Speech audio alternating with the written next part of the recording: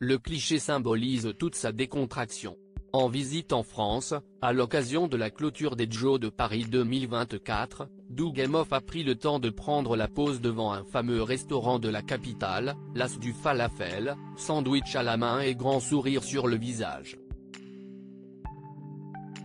Rien de surprenant pour les Américains, habitués à la coolitude du mari de Kamala Harris, cet ex-avocat de 59 ans devenu ultra populaire chez les démocrates. Une arme secrète pour battre Donald Trump, comme le définit la presse américaine et comme l'ont bien compris les conseillers de la candidate dès cet été, lors de la convention du parti à Chicago. Joyeux anniversaire de mariage Dougie, je t'aime très fort, lui a lancé la vice-présidente lors de son discours, qui coïncidait avec les 10 ans de leur mariage, le 22 août. Elle a également salué le père incroyable qu'il est pour Cole, 29 ans, et Ella, 25 ans, ses deux enfants, nés de son mariage passé, 1992-2008, avec Kirsten McCain. Une productrice avec qui il est resté en si bons termes, qu'elle exprime régulièrement son soutien à l'épouse de son ex, participant même à une levée de fonds pour sa campagne, comme le rappelle Le Monde. Celui qui est devenu le tout premier second gentleman, lorsque Kamala Harris s'est installée au poste de vice-présidente, ne s'attendait pas à un tel destin. Issu d'une famille juive de la classe moyenne, Doug, qui se définit comme un défenseur de la justice et de l'égalité sur Instagram, a d'abord réussi sa vie en tant qu'avocat spécialisé en droit du divertissement et de la propriété intellectuelle à Los Angeles.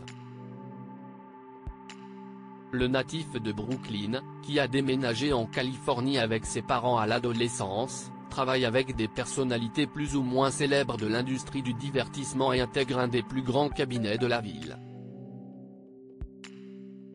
Les dollars s'accumulent sur son compte en banque. Sans que le fan des Lakers ne se prenne trop au sérieux. Supérieur à découvrir notre diaporama sur Kamala Harris et son mari Doug Emhoff. Douglas Emhoff a mis sa carrière de côté par amour pour Kamala Harris. Sa vie bascule une deuxième fois en 2013, après un blind date organisé par une amie. Il accepte un rendez-vous avec Kamala Harris, alors procureure générale de Californie. Ils se marient un an après leur rencontre, puis il accepte de mettre sa carrière de côté pour soutenir son combat politique. Un geste à son image, celle d'un homme assumant le pouvoir de sa femme et défendant une masculinité moderne. Loin des valeurs trumpistes. C'est un lieu commun de penser que pour être un homme, il faut être dur et agressif, disait-il en 2023 sur la chaîne MSNBC, selon Le Monde. Je pense que c'est l'inverse. Être fort, c'est montrer l'amour que l'on a pour les autres et les soutenir.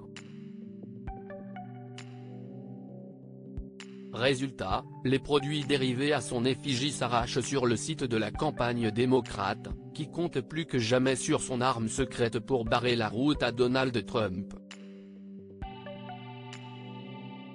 Crédit photo, Bestimage.